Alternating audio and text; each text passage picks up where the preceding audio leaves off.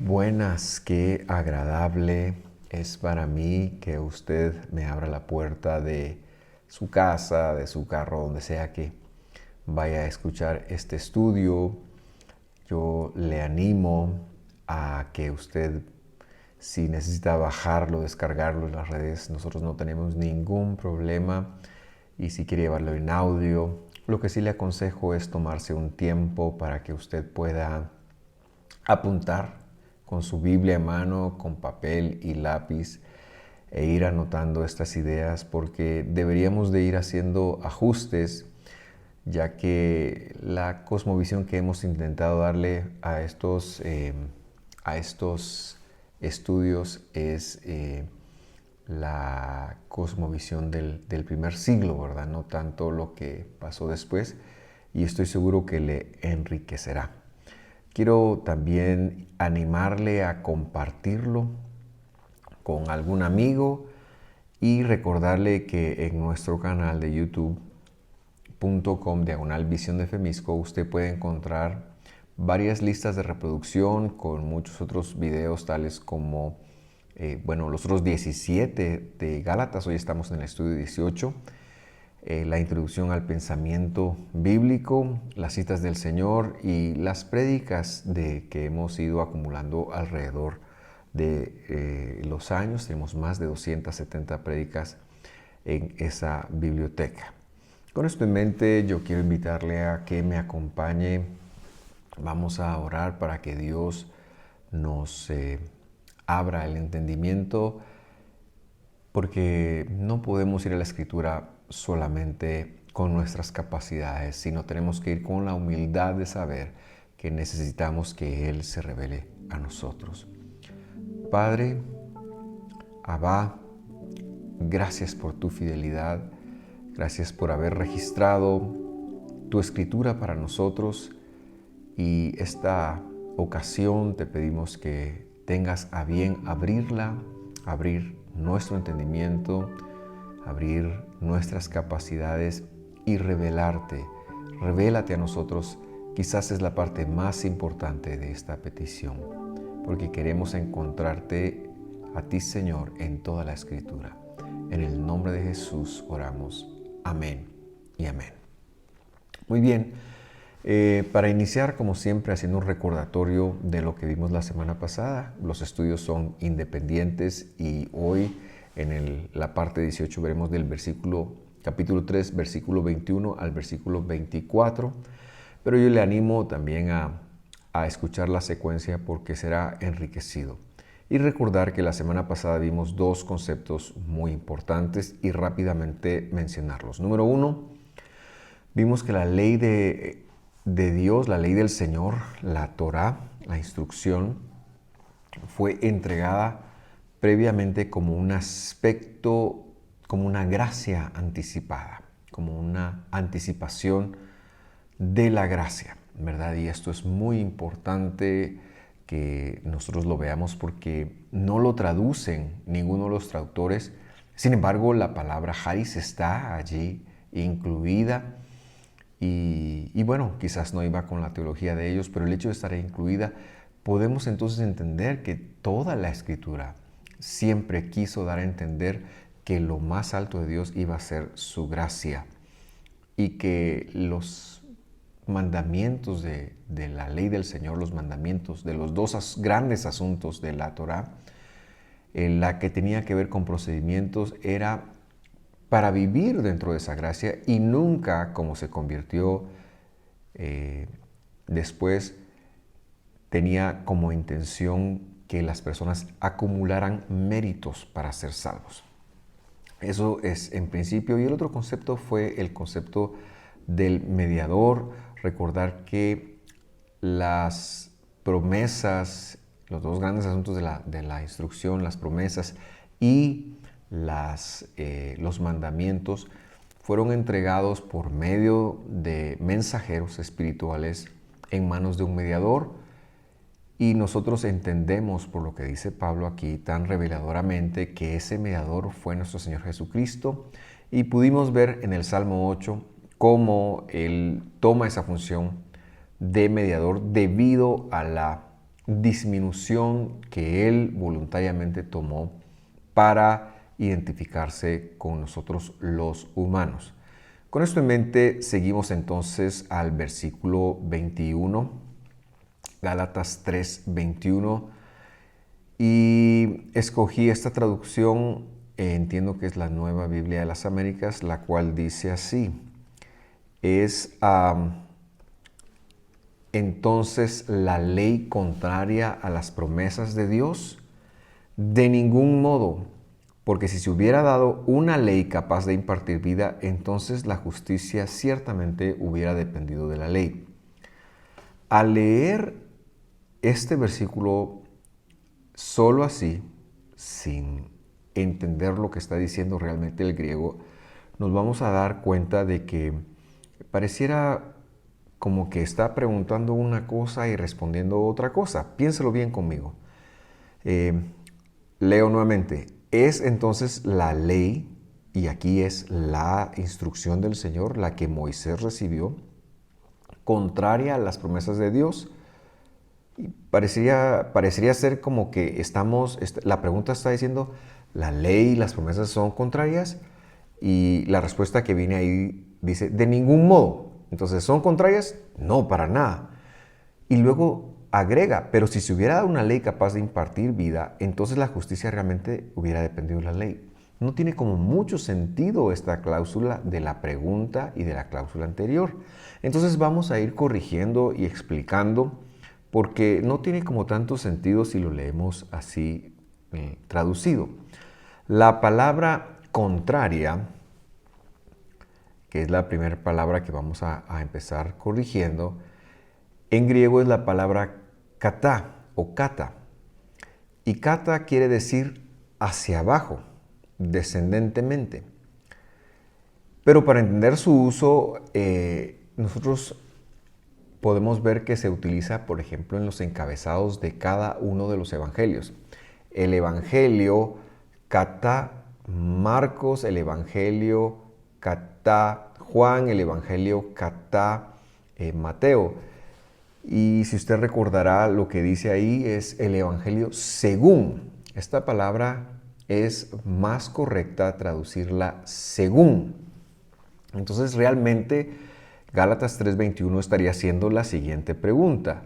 ¿Es entonces la ley según o a la altura, pensando en qué quiere decir descendente, de las promesas de Dios?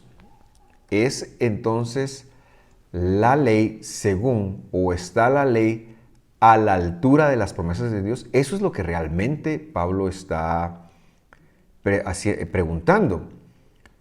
Y solo tengo que enmarcar que la ley del Señor, la Torá del Señor, la instrucción del Señor, maneja dos grandes asuntos. Esto ya lo hemos visto, pero es importante recordarlo acá. Maneja el asunto de las promesas, los que no cambian, y maneja el asunto de los procedimientos.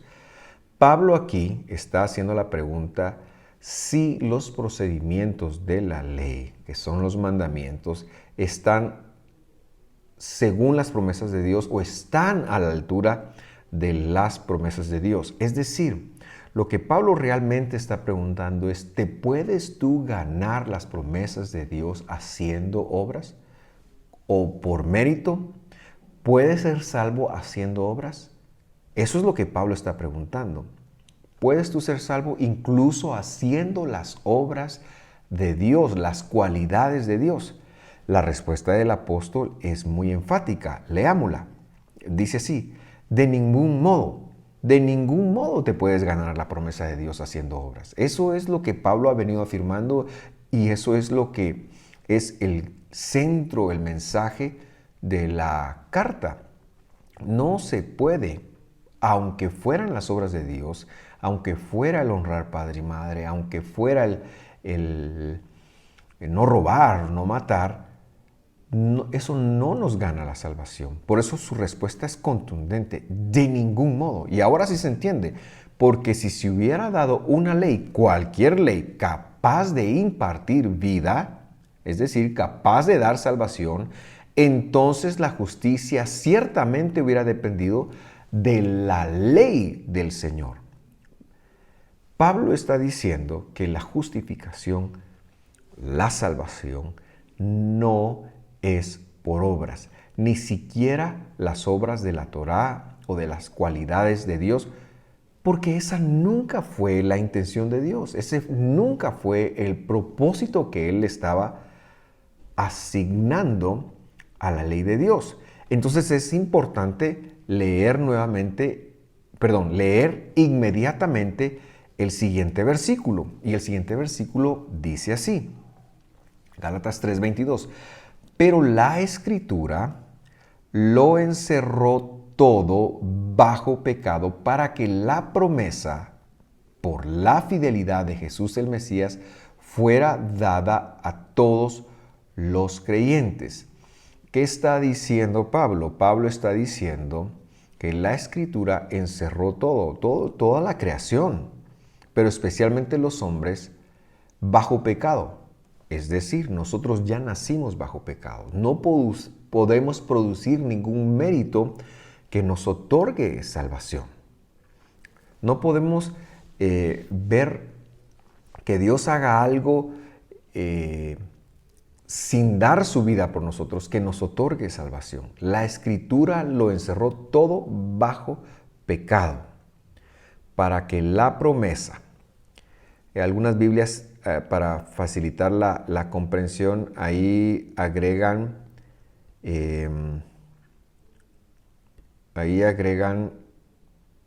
vamos a ver, lo estoy buscando acá, perdón, algunas Biblias ahí agregan que es la promesa que es por la fidelidad, pero esa parte que es no está, o que es por la fe, dicen. Y yo quería hacer algún énfasis acá, para que la promesa por la fidelidad de Jesús. Quiero hacer un par de énfasis en dos cosas. Primero, ¿por qué nosotros no traducimos la palabra fe? ¿Por qué traducimos fidelidad ahí? Quiero recordar rápidamente que por fe nosotros entendemos lo que el hombre, la capacidad del hombre de creer y de llegar y de trabajar. Pero fidelidad no es un acto del hombre, fidelidad es un acto de Dios. Por eso la Escritura, en todo su esplendor, cuando habla en el Antiguo Testamento y el Nuevo Testamento, aunque allí traduzcan fe, nosotros debemos de leer fidelidad, porque está hablando de la obra de Dios en función del hombre. De hecho, la palabra emuná, que aún muchos hoy traducen por fe, no es fe, no es fe. Fe es una capacidad humana, cualquiera puede tener fe. Pero fidelidad, Dios entrega la fidelidad. Y ahí es muy curioso porque algunas traducciones también traducen para que la promesa que es por la fe, y yo corrijo, no es fe, es fidelidad, en Jesús. Entonces cuando ponen en Jesús, ahí jamás dicen Jesús, ahí es un posesivo de Jesús, para que la promesa por la fidelidad de Jesús el Mesías. Y eso es muy importante que lo aprendamos a leer ahí. No podemos poner la fidelidad como algo que yo creo. Claro, yo tengo un papel, pero la fidelidad es de Dios y Dios es el que me convence a mí de poner mi confianza en Él. Entonces no quiero decir que yo no es que no crea en Dios, es que yo fui conducido a creer en Dios, porque por mí mismo me era imposible. Y eso usted lo puede ver con muchas personas que, aunque usted le dé la vuelta, aunque usted se los explique, aunque usted les hable, muchas personas no han visto, no pueden ver y quizás nunca verán a Jesús como el Mesías, como el Redentor, lamentablemente para ellos. ¿Por qué? Porque necesitamos entender que nosotros lo logramos ver porque Él nos abrió el entendimiento y que fuimos conducidos a creer como Abraham fue conducido a creer. Pero la fe entonces no es nuestra, sino es la fidelidad de Dios que vino por nosotros. Por eso incluso en el griego ahí dice de Jesús, no dice en Jesús. Y eso es importante que lo que lo corrijamos porque la fidelidad es de Dios, no es un acto humano. Y luego dice, para terminar de ver el versículo, para que esa fidelidad fuera dada a todos los creyentes o a todos los que creen. Y debemos de mantener esta mentalidad. ¿Quién es un creyente? ¿Qué es un creyente? ¿Alguien que se esfuerza por creer en sí mismo? No, ya dijimos que no podemos creer a menos que Dios nos haga creer, a menos que Dios nos inspire a creer. Nosotros, cuando hablamos de un creyente, hablamos de una persona que exhibe la fidelidad de Dios. Un creyente es alguien que exhibe la fidelidad de Dios. ¿Cómo se hace esto? Bueno, cuando Dios te convence, cuando Dios te conduce a creer, tú recibes eso y empiezas un camino nuevo, en donde empiezas a aprender las disciplinas de Dios. Por eso debe haber un cambio y por eso la Escritura enseña, por ejemplo, que si alguno está en Cristo, nueva criatura es. Las cosas viejas pasaron, he aquí todas están siendo hechas nuevas. Y pasamos un proceso. Sí tiene que haber una enemistad con el mundo para hablar de una transformación. Sí, pero es porque Dios, como lo veremos un poquito más adelante, derrama su espíritu en nosotros y nos conduce a empezar a tener disciplinas nuevas. Por eso Pablo decía, el que roba, no robe más. Porque estaba incorporando a sí mismo nuevas disciplinas y entonces lo que exhibimos fidelidad porque conectamos la instrucción de Dios y la empezamos a vivir. Muy bien. Gálatas, ahora vamos al versículo 23. Adentrémonos un poquito. Y luego lo leo como está traducido y después vamos a hacer una corrección. Antes de venir la fe, dicen muchas traducciones, estábamos encerrados bajo la ley, dice la Nueva Biblia de las Américas, confinados para la fe que había de ser revelada. Muy bien, lo primero que vamos a hacer es que vamos a corregirlo con los conceptos que hemos ido aprendiendo. Gálatas 3:23, antes de venir la fidelidad, y yo entre paréntesis le puse ahí, aquí la fidelidad es una referencia inequívoca a Jesús. La fidelidad aquí está personalizada. La fidelidad nos visitó. La fidelidad es Jesús. Antes de que viniera Jesús, antes de que Él tomara forma de humano, la Escritura, antes de que viniera la fidelidad, y la fidelidad es Jesús, Jesús es la fidelidad, dice, estábamos vigilados, custodiados, puede ser otra palabra, bajo la ley. Esto no es todo el versículo, pero quiero detenerme aquí para explicar un concepto muy importante. En primer lugar, quiero que note que no dice bajo la ley, sino que en el original griego está bajo ley. O sea, no necesariamente está hablando de la instrucción del Señor, porque no tiene el artículo definido. Pablo está haciendo un juego de palabras. Además,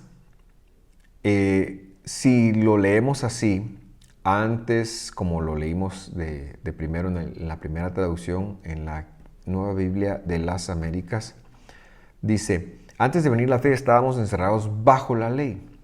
Ahora yo le pregunto a usted, antes de recibir a Jesús, antes de ser salvo, usted y yo somos gentiles. Nosotros nunca estuvimos encerrados por la ley. Hemos sido engañados. Nosotros no, ¿qué sabíamos de ley? Nosotros no nacimos en el pueblo de Israel, por así decirlo, sino que nosotros somos gentiles que vivimos del otro lado del mundo. Entonces, no se puede leer este versículo así. Primero, porque no está hablando la ley del Señor. Y segundo, porque nosotros los gentiles antes de conocer a Jesús, jamás estuvimos bajo la ley del Señor. Jamás hicimos un sacrificio, jamás llevamos y todo lo bueno que pudimos hacer, de alguna manera, era el reflejo del amor de Dios en nosotros. Y se me hace importante mencionar esto porque muchas personas han tomado este versículo para decir, hey, estábamos bajo la ley, ya no estamos bajo la ley. Pero bueno, pongo estas dos objeciones. Pero luego llegamos a las palabras que dice bajo ley nuevamente. ¿Cómo se dice eso en griego? Eso se dice hiponomos. Hiponomos. ¿Y qué quiere decir hiponomos? Del griego, para que nosotros podamos tener una traducción correcta, el castellano viene del latín. Entonces, hipo pasó al latín como sub y nomus pasó al latín como ordine. Ordine. Entonces ahí está diciendo subordinados. No es que estuviéramos bajo la ley. Pablo no está hablando de eso. Pablo lo que está diciendo es que nosotros estábamos custodiados en primer lugar y esa custodia nos mantenía subordinados. Estábamos bajo la vigilancia. Entonces, leámoslo con la corrección nuevamente y usted va a ir viendo cómo esto se enriquece y de alguna manera estamos mucho más cerca de lo que Pablo quiso decir que tan solo leyendo las traducciones. Dice, antes de venir la fidelidad, estábamos vigilados, subordinados. ¿Qué quiere decir que estábamos subordinados?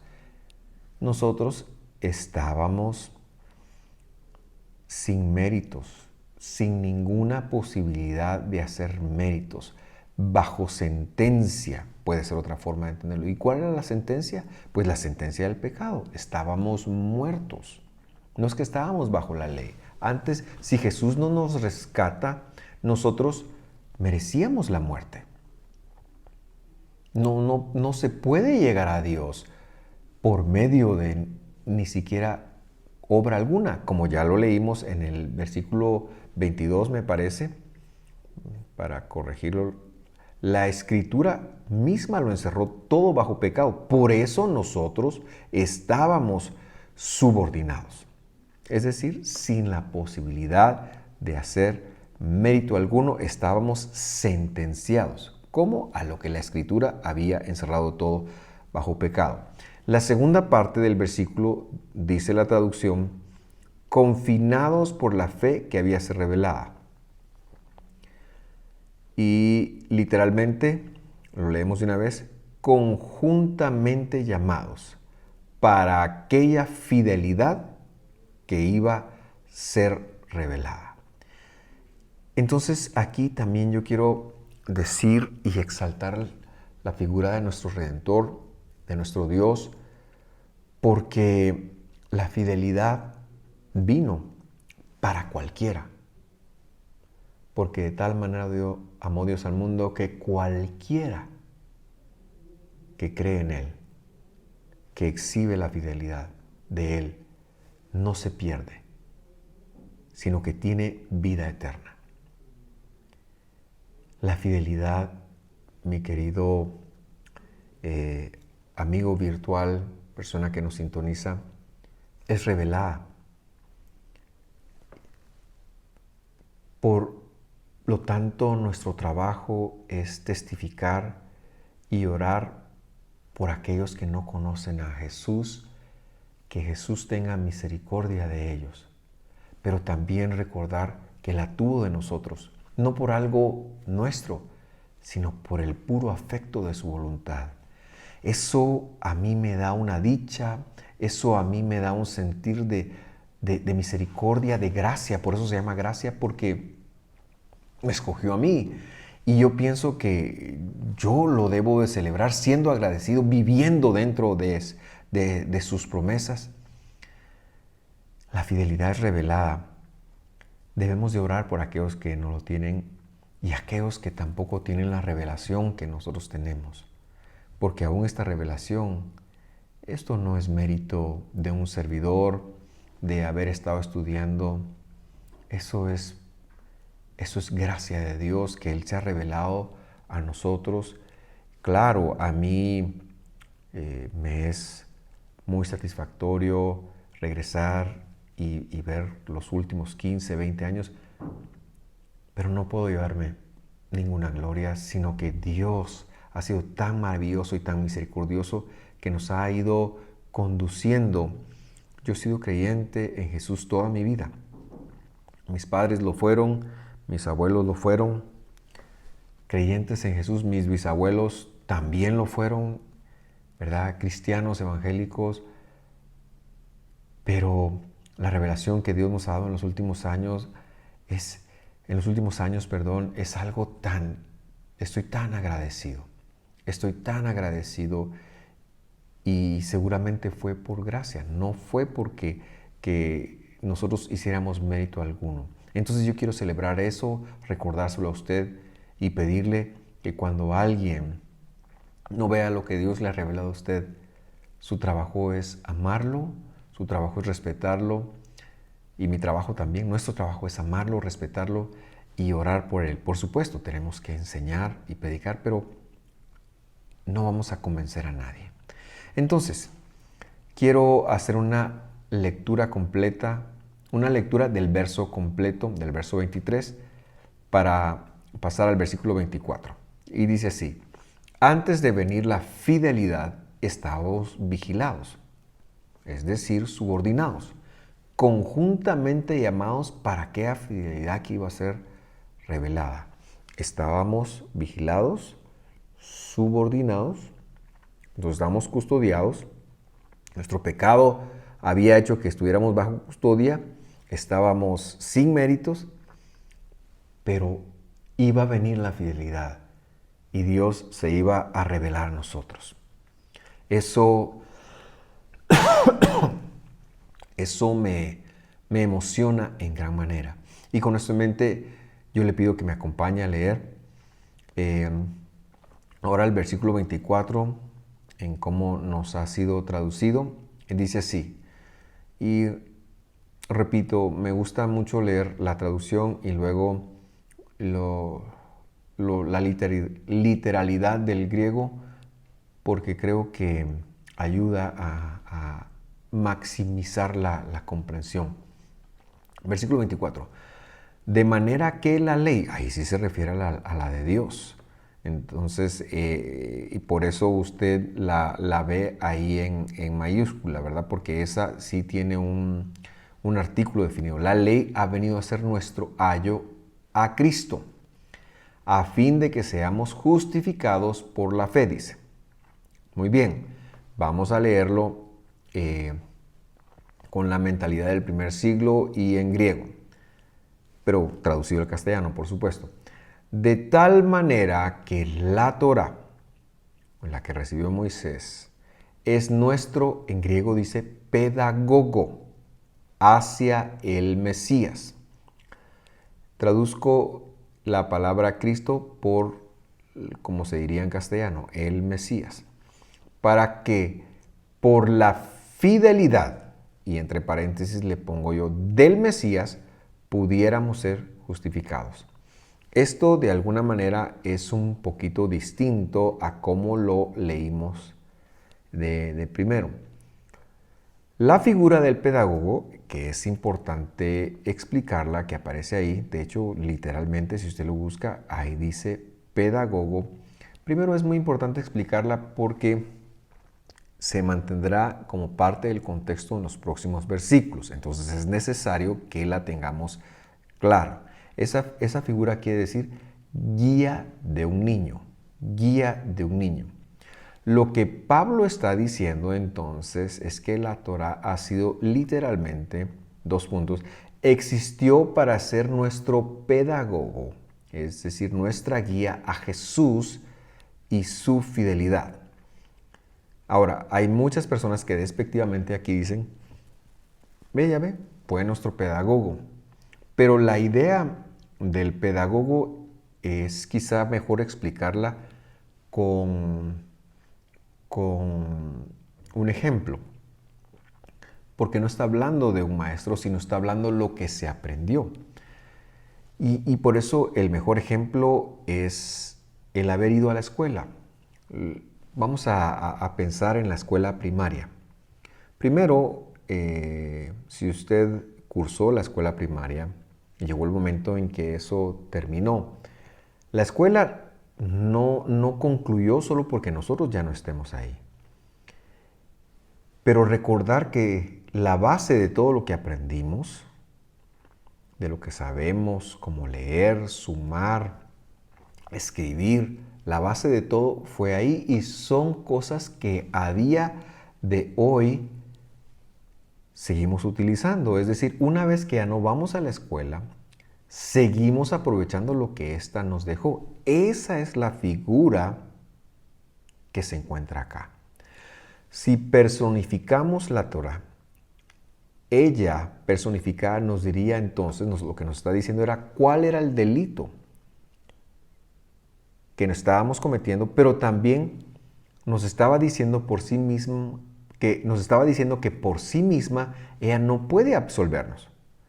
Nos muestra que somos pecadores, nos enseña las bases y que no tenemos mérito alguno, pero que necesitamos un Salvador. Esa es la función de la Torah antes del Mesías. Pero también vamos a ver cuál es la función de la Torah después del Mesías. Pero antes de llegar a eso, solo reforzar el punto. La Torah es el pedagogo hacia Jesús, porque nos está diciendo, no puedes llegar por méritos. Eso es lo que la ley del Señor nos está diciendo. No puedes llegar por méritos y también nos está diciendo cuáles son nuestras faltas. ¿Cómo íbamos nosotros a saber que nuestra falta era impagable? Si la misma instrucción del Señor no lo dijera, no lo sabríamos. ¿Cómo lograríamos establecer? ¿Cómo se logró establecer que nadie más podría pagar nuestros pecados? La ley del Señor lo estableció, por eso es importante.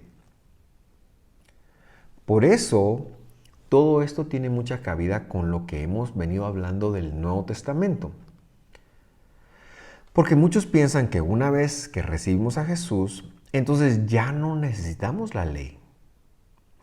Pero no es lo que está diciendo acá, sino que son los rudimentos de lo que hemos aprendido y que nos van a servir toda la vida. Pero aún más allá de eso, cuando nosotros recibimos la fidelidad del Señor, recibimos a Jesús en el corazón, llegamos a ser salvos. ¿Qué es lo que pasa? Dios dijo, derramaré de mi espíritu sobre toda carne. Eso está escrito en Joel. Derramaré de mi espíritu. La salvación es que el Espíritu de Dios venga y se establece lo que se ha conocido como el pacto de nuevo o el Nuevo Testamento o testamento de nuevo. ¿Y dónde encontramos eso? Bueno, yo le invito a que abra su Biblia en Jeremías 31-33.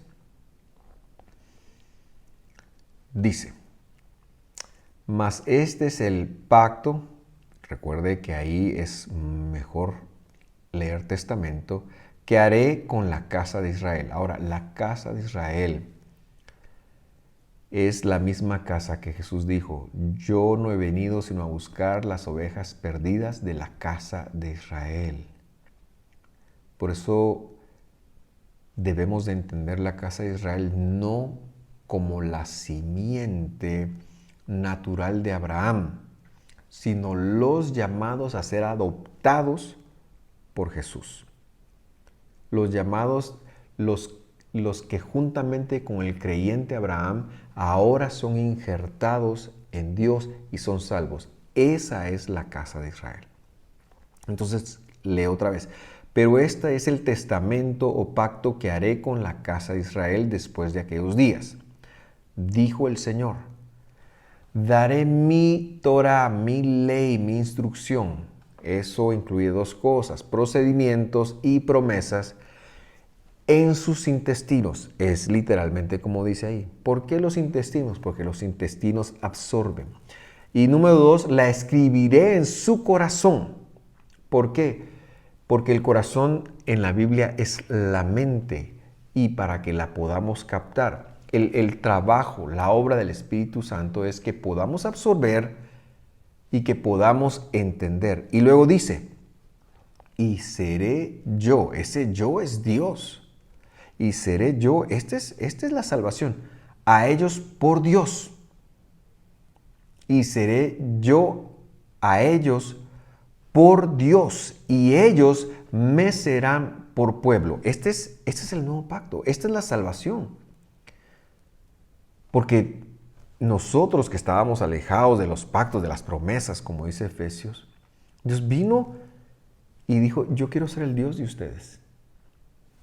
No por nada que hicimos, sino a Él le pareció hacerlo. Y ellos me serán por pueblo. Por eso cuando cantamos aquellas canciones que dicen, somos el pueblo de Dios, estamos en lo cierto, porque Él en su promesa nos ha hecho su pueblo y Él nuestro Dios. Pero entonces es necesario que entendamos la otra parte. La parte del Espíritu Santo es que Él va a dar su Torah para que la entendamos y para que la absorbamos, porque son sus méritos, son sus cualidades. Esa es la promesa que recibimos cuando recibimos a Jesús. Cuando Dios viene a vivir dentro de nosotros, nos da su Torah. Tener la idea clara sobre esto nos va a ayudar a entender el siguiente verso. Pero en función de ir cerrando, recordar que cuando nosotros llegamos a Jesús, queremos apartarnos del pecado. ¿Y quién nos dice cuál es el pecado? Sus mandamientos. Y entonces nosotros queremos andar en los mandamientos. Ya no queremos robar. Ya no queremos caer en inmoralidad sexual. Porque Dios lo pone en nosotros. Pero ¿dónde está eso registrado? Está registrado en sus procedimientos. Entonces, por esa razón, Pablo nos ha enseñado que cuando somos salvos, ahora toca vivir no por ellos. Eso es una mala lectura. Toca vivir en ellos. Y eso es maravilloso, porque Dios no se contradice, no hace 3, 4 pactos, no tiene 2 esposas. Dios tiene una esposa, una novia y una futura esposa, que es la misma, ¿verdad? Y eso es muy importante permitir que surja en nuestros pensamientos. Muy bien, yo quiero dejarla acá y antes de terminar vamos a hacer una oración. Si usted tiene algún comentario, usted lo puede poner ahí en los comentarios, tanto en Facebook como en YouTube. Pero, y si tiene alguna duda, alguna pregunta, por supuesto, yo ahora le pido que me acompañe a orar para que podamos asimilar estos conceptos y para que usted, si necesita ver este video otra vez, yo le invito a hacerlo, pero para que usted de alguna manera también pueda ir creciendo en esto y pueda ir recibiendo la confirmación de Dios a su corazón. Acompáñeme a orar. Padre bueno, a ti sí te podemos llamar bueno, porque tú eres Dios. Gracias por esta enseñanza, gracias por tu fidelidad, gracias por tu palabra. Ayúdanos a ir creciendo en ella cada día, que podamos conectarnos contigo por medio de ella y que podamos con ello traerte toda gloria y toda honra. Ayúdanos a crecer y ayúdanos a poner en práctica todo lo que tú tienes para nosotros, porque en ello hay bendición y hay vida. En el nombre de Jesús oramos. Yo te pido que tú bendigas a cada persona. No acostumbro a orar por sus necesidades en los estudios, pero si tienen necesidades, ayúdales. Pero sobre todo, te pido, Señor, que en este proceso que tú llevas de revelación con cada uno, te acuerdes de nosotros, de los que nos están viendo, y que ellos puedan crecer. Y que tú puedas dedicarte a desafiarlos en tus caminos para crecer en tu palabra cada día más y más. En el nombre de Jesús oramos y te lo pedimos y lo recibimos. Amén y amén. Muchas gracias por acompañarnos. Mis queridos amigos, siempre es un placer. Nos vemos con el favor de Dios, si lo va a ver en vivo, de hoy en 8 a la misma hora.